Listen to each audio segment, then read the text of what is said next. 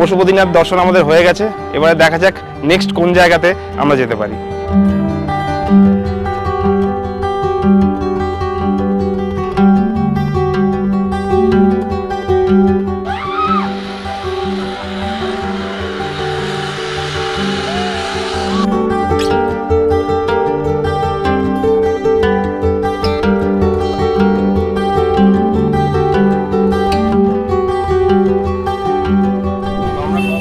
নেপালের বর্ডার, এবার এখান থেকে কাকরভিটা টোটোতে করে যাচ্ছি আমরা, আর তারপরে ওখান থেকে আমাদের বাস, যদিও টাইম খুব শর্ট, 5টায় বাস ধরার সময় আমরা দেরি করে ফেলেছি, তাও দেখা যাক। কাকরভিটা বাস স্ট্যান্ডে আমরা রয়েছে, এখান থেকে টিকিট করলাম, তো 5টার সময় বাস ছাড়বে, আর এখান থেকে ডাইরেক্ট আমরা যাবো কাঠমান্ডু। তো 2500 টাকার টিকিট পড়লো, মানে ইন্ডিয়ান কারেন্সিতে 2500 টাকা, 1250 করে পার হেড। আর এখন আমরা একটু দেরি করে পৌঁছেছিলাম, টেনশন ছিল বাস ছেড়ে দেবে কিনা। তো দেখুন বাস স্ট্যান্ড, আর একটু পরেই বাস আসবে, আর এখান থেকে আমরা ডাইরেক্ট যাব কাঠমান্ডু। শিলিগুড়ি থেকে বর্ডার পেরিয়ে আমরা চলে এলাম নেপালের কাকরভিটাতে। এখানেই বড় বাস স্ট্যান্ড, আর এই বাস স্ট্যান্ড থেকে আমাদের কাঠমান্ডু যাওয়ার বাস ছাড়বে। তো সামনেই দেখছেন কাকরভিটার বাস, এই বাসে চেপেই আমরা আজকের কাকরভিটার থেকে যাব কাঠমান্ডু। তো ফাইনালি আমরা বসে পড়েছি কাঠমান্ডু যাওয়ার বাসে। প্রথমত বাসের নাম্বার দেখে আমরা আইডেন্টিফাই করতে পারছিলাম না, কারণ এটা নেপালিতে লেখা ছিল। আর তারপর আমাদের যে দাদা, মানে নেপালি দাদা এখানে গাইড করেছেন, অমায়িক খুব ভালোভাবে গাইড করেছেন, বাসে তুলে দিয়ে গেছেন। আর রাস্তা দেখতেই পেয়েছেন, একটু তাড়াহুড়োর মধ্যে ছিলাম, কারণ আমরা শিলিগুড়ি থেকে বেরোতে লেট হয়েছিল। তাও ফাইনালি আমরা ঠিক 5টা 5-এ পৌঁছে গেছি, আর বাসটা এখন ছাড়লো 5টা 16-তে।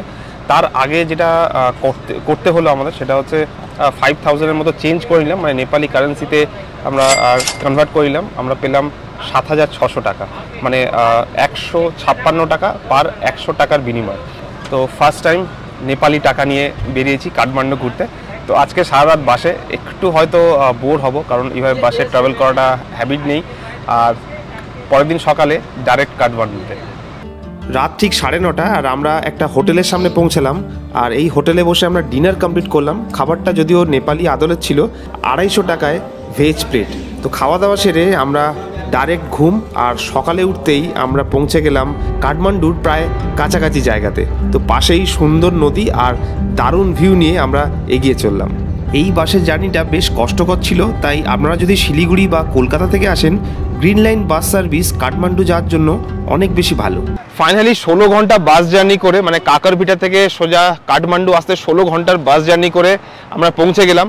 তো পৌঁছে হোটেল নিয়ে ফ্রেশ হয়ে আবার বেরিয়ে পড়েছি, কারণ ছোট্ট ট্রিপ, একদিন আমরা কাঠমান্ডুতে আর একদিন পোখরাতে কাটাবো। কাঠমান্ডুতে পৌঁছে একটা সস্তার হোটেল করলাম, যদিও হোটেলটা খুব একটা পছন্দ নেই, তাও সস্তার হোটেল করে ওখান থেকে গাড়ি হায়ার করলাম, যেটা নেপালি টাকায় 6000 টাকা নিল, মানে ইন্ডিয়ান কারেন্সিতে 4000 টাকা।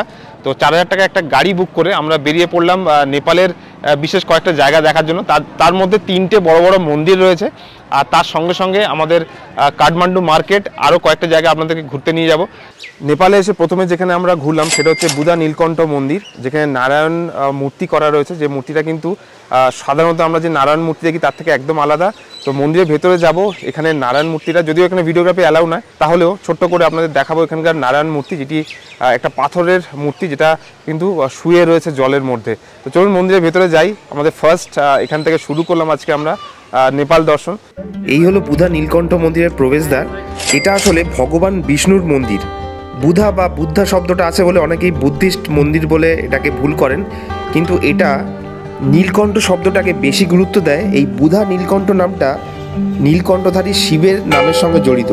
সমুদ্র মন্থনের সময় শিব যে বিষ পান করেছিল, সেই জলের সাথে ব্রহ্মা, বিষ্ণু আর মহেশ্বরকে এক সম্মিলিত রূপে এই মন্দিরে পূজা করা হয়। তাই ভগবান বিষ্ণুকে জলের সংস্পর্শে শয়নরতভাবে প্রতিষ্ঠা করা হয়েছে এই মন্দিরে। আর এই মন্দিরে আপনি ব্রহ্মার মূর্তিও দেখতে পাবেন। তো বুধা নীলকণ্ঠ মন্দির থেকে আমরা সরাসরি যাব পশুপতিনাথ মন্দিরে। এটা আমাদের সেকেন্ড মানে দেখার জায়গা। তো চলুন আস্তে আস্তে আমরা বেরোই, আর এখান থেকে ডাইরেক্ট যাব পশুপতিনাথ মন্দির, যেটা না দেখলেই নয়। তো নেপালের অন্যতম আকর্ষণ। এখান থেকে 10-15 মিনিটের রাস্তা, বেশি দূর নয়। তো এখন আমরা পশুপতিনাথ মন্দিরের সামনে, যেটা নেপালের সবথেকে বড় মন্দির, আর নেপাল বললেই পশুপতিনাথ ঘুরতেই হবে। তো চলে এসেছি পশুপতিনাথ মন্দিরের কাছাকাছি। এর আগে যখন আমরা দার্জিলিং হয়ে নেপালের বর্ডারে ঢুকেছিলাম, সেখানে একটা পশুপতিনাথ মন্দির ছিল, সেটাকে আমরা মনে করেছিলাম পশুপতিনাথ মন্দির, কিন্তু সেটা আসল পশুপতিনাথ মন্দির নয়। আমরা পৌঁছে গেছি নেপালের আসল পশুপতিনাথ মন্দিরে, যেটা সবথেকে বড় মন্দির এখানকার। তো চলুন ভেতরে যাব, আমরা খুব এক্সাইটেড পশুপতিনাথ মন্দিরের ভেতরে গিয়ে সেখানে ঠাকুর দর্শনের জন্য। পশুপতিনাথ মন্দিরের ঠিক পাশেই বড় পার্কিং এরিয়া রয়েছে, সেখানে গাড়ি পার্কিং করে আমরা আস্তে আস্তে মন্দিরের দিকে এগিয়ে চলেছি। তো এই রাস্তা ধরে অনেকটা সোজা যেতে হবে, আর যাওয়ার পথে দুই পাশে সারি সারি প্রচুর দোকান রয়েছে। ঠিক দেখে দক্ষিণেশ্বর কালীবাড়ির কথা মনে পড়ছিল, কিন্তু এখানে প্রচুর রুদ্রাক্ষের মালা পাবেন, মহাদেবকে পুজো দেওয়ার যাবতীয় জিনিস কিন্তু এখান থেকে পেয়ে যাবেন। আর তার সামনেই এই হলো গেট। এখানে টোটাল 518টি ছোট ছোট মন্দির রয়েছে আর প্রতিমা রয়েছে। তো আমরা এই দোকান থেকে 200 টাকা দিয়ে পুজোর ডালা কিনে আস্তে আস্তে মন্দিরের ভেতরে যাচ্ছি। এটাই হলো মেন পশুপতিনাথ মন্দিরের গেট। এখান থেকে প্রবেশ করতে হবে, কিন্তু এর ভেতরে ভিডিওগ্রাফি একেবারেই অ্যালাউ নয়, ইভেন ছবি তোলারও পারমিশন নেই। তো বাইরের থেকে আপনাদের গেটটা দেখিয়ে দিচ্ছি। এই হলো মেন গেট, আর এর ভিতরে যে মন্দির রয়েছে সেই মন্দিরের আকৃতি কিন্তু প্যাগোডা আকৃতির মন্দির, যেটা আমাদের ভারতীয় মন্দির থেকে অনেকটাই আলাদা। তো পূজা দিয়ে এলাম পশুপতিনাথ মন্দির থেকে, গলায় রুদ্রাক্ষের মালা, হাতে প্রসাদ। তো খুব ভালো লাগলো। ভেতরে ভিডিওগ্রাফি একেবারেই অ্যালাউড নয়। তবু মন্দিরটা আপনাদেরকে বলে দিই, খুবই পুরনো, দারুণ সুন্দর লাগবে। ভেতরে গেলে অদ্ভুত একটা ফিলিংস থাকবে আপনাদের। আর শুরুতে একটা বড় নন্দী রয়েছে মন্দিরের সামনে। আর যদি আপনারা নেপালে আসেন, এটা অবশ্যই ভিজিট করবেন। এটা ভিজিট না করলে নেপাল পরিদর্শন কিন্তু সম্পূর্ণ হবে না। তো পশুপতিনাথ দর্শন আমাদের হয়ে গেছে, এবারে দেখা যাক নেক্সট কোন জায়গাতে আমরা যেতে পারি।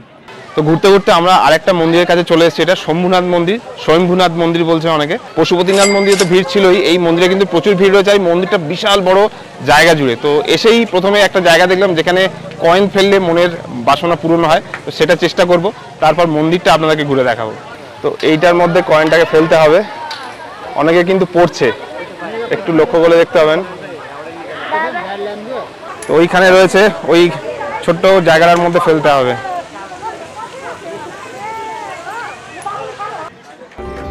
আমরা এখন আছি স্বয়ংভূনাথ মন্দির, শম্ভুনাথ নয়, স্বয়ংভূনাথ মন্দির। এটি মন্দিরের থেকে ধর্মীয় স্থান বলা আরও বেশি ভালো। মন্দিরটা রয়েছে এর উপরে, মানে নিচে খুব বড় একটা জায়গা যেখানে আপনি প্রচুর সময় কাটাতে পারবেন। আর তারপর সিঁড়ি দিয়ে উঠে আপনাকে মেন মন্দিরে প্রবেশ করতে হবে। এই মন্দিরটা কিন্তু নেপালের অন্যতম বড় মন্দিরের মধ্যে একটা। এখানে অনেক ফরেনার্সরা আসেন দেখতে। আর পিছনে দেখুন মন্দিরটা খুব সুন্দর লাগছে, আর এখান থেকে ভিউটাও খুব অসাধারণ। স্বয়ম্ভূনাথের উপরে বেশ কতগুলি মন্দির রয়েছে, প্রধানত বুদ্ধিস্ট মন্দির হলেও এখানে প্রচুর হিন্দু দেবদেবীর মূর্তিও পূজা করা হয়। শোনা যায় সম্রাট অশোকও নাকি এই মন্দির দর্শনে এসেছিলেন। আর এই মন্দিরের চূড়া নির্মাণে প্রায় 20 কেজি সোনা ব্যবহৃত হয়েছে। তো আমরা স্বয়ম্ভূনাথ মন্দির দর্শন শেষ করলাম। মন্দিরটা তো খুবই সুন্দর, আর এখান থেকে যে ভিউটা সেটা আরও সুন্দর।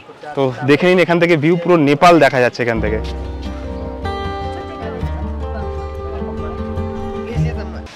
মন্দির দর্শন কমপ্লিট করে আমরা চলে এসেছি চন্দ্রগিরি হিলসে। এখানে রয়েছে রোপওয়ে, আর তার থেকে বড় কথা এখানকার যা ভিউ সেটা অসাধারণ। আর এই চন্দ্রগিরি হিলসের ওপরেই পাবো আমরা কাঠমান্ডুর সব থেকে বেশি উচ্চতা বিশিষ্ট ভিউ। তো চলুন, এখান থেকে টিকিট কাটতে হবে, তারপর রোপওয়ে, তারপরে চন্দ্রগিরি হিলসের একদম টপে। ওখানেও মন্দির রয়েছে, ওখানেও ঘোরার জন্য বেশ কয়েকটা জায়গা রয়েছে। তো এটার জন্য স্পেশালি আপনার একটা দিন কিন্তু লেগে যায়, তাও খুব ছোট্ট ট্রিপে আজকে আমরা চন্দ্রগিরি হিলস ঘুরে আসবো। তো আমরা এখন চন্দ্রগিরি হিলসে আছি, এখান থেকে রোপওয়ে চাপবো। তো সময় বেশি নেই, তাও বলে রাখি যে এখানে কিন্তু 500 টাকার নোট চলে না, এখানে নেপালি কারেন্সি দিতে হলো। তো আপনি নেপালে এলে অবশ্যই 500 টাকার মানে নোট নিয়ে ঘুরবেন না, এখান থেকে এক্সচেঞ্জ করে নেপালি নোট নিয়ে নেওয়াই ভালো।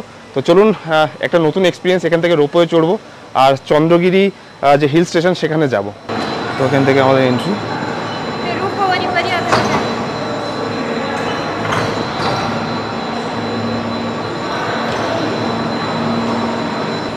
তো এই এসে গেল আমাদের রোপওয়ে।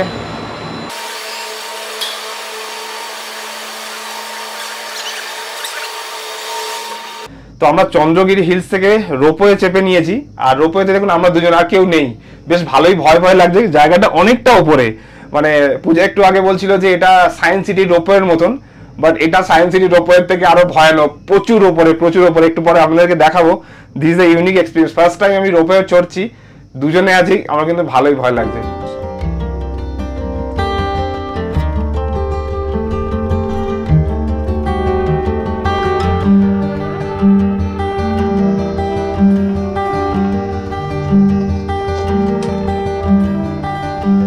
তো যাই হোক, রোপওয়ে চড়তে চড়তে আপনাদেরকে বলে দিই, প্রথমত খুব ভয় লাগছে, দুজনেই বসে রয়েছে এই রোপওয়ের মধ্যে, আর রোপওয়েটা পুরো স্ট্রেট ওপরের দিকে যাচ্ছে। তো এখানে দুজনের টোটাল যে খরচাটা হলো সেটা হলো 2600 টাকা নেপালি রুপিতে, ইন্ডিয়ান 500 টাকা নেয়নি। তো লাকিলি আমার কাছে 3000 টাকা ছিল, তো সেটা দিয়ে 2600 টাকা দিয়ে আমরা এই রোপওয়ে চড়তে পারলাম। তো আমার সাজেশন, যদি আপনি নেপালে আসেন তো বেশ কিছু নেপালি টাকা, মানে অন্তত 5 থেকে 10,000 টাকা নেপালি টাকা নিয়ে আসা ভালো এখানে, নইলে এই 500 টাকার নোট সব জায়গায় অ্যাকসেপ্ট হয় না। আর হলেও 50 টাকা এক্সট্রা করে আপনাকে কাটবে সেই 500 টাকার বিনিময়ে নেপালি নোট দেওয়ার জন্য। কাকারভিটা বা যেগুলো বর্ডার এরিয়া থেকেই আপনি নোট ক্যাশ যদি করে আনেন, মানে নোট যদি কনভার্ট করিয়ে আনেন, তাহলে কিন্তু বেটার। কাঠমান্ডুতে কিন্তু সব জায়গাতে নোট এক্সচেঞ্জ করার সুযোগ পাবেন না, পেলেও সেটা বেশি চার্জেবল হবে। তো এইবারে দেখাই এখান থেকে নেপালের ভিউ। ক্যামেরাতে কত ভালো লাগছে জানি না, এখান থেকে অসাধারণ লাগছে, একদম ছোট ছোট বাড়ি। আর নেপাল সিটিটা কিন্তু বেশ অনেক বড়, অনেকটাই বড়, প্রচুর বাড়ি রয়েছে, মানে এখান থেকে পুরো সারি সারিতে বাড়ি দেখা যাচ্ছে। আর আমরা যেখান থেকে যাচ্ছি দেখুন, এই ওপর থেকে একটা একটা করে রোপওয়ে নামছে, এখনো রাস্তা অনেকটাই বাকি।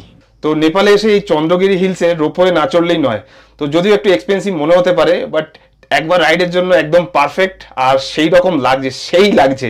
তো আর রোপওয়ের যে কালারগুলো কিন্তু সব রেড কালারের, যেটা আরো বেশি ভালো লাগছে। মানে দূর থেকে যেন খেলনার মতন মনে হচ্ছে রোপওয়েগুলো একের পর এক নিচের দিকে নামছে, আর খুব একটা ভাইব্রেশন নেই, ঠান্ডা মাথায় যাচ্ছি।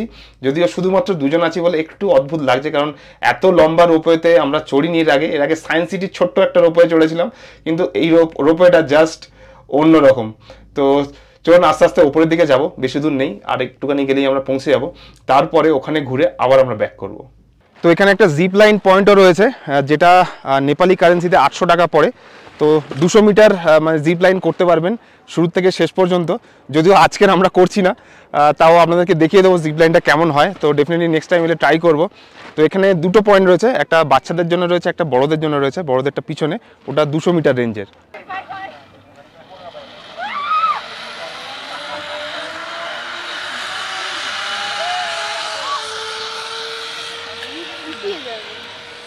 চন্দ্রগিরি হিলসের ওপরে একটা রয়েছে শিব মন্দির, যেখানে একটু পরে যাব আমরা।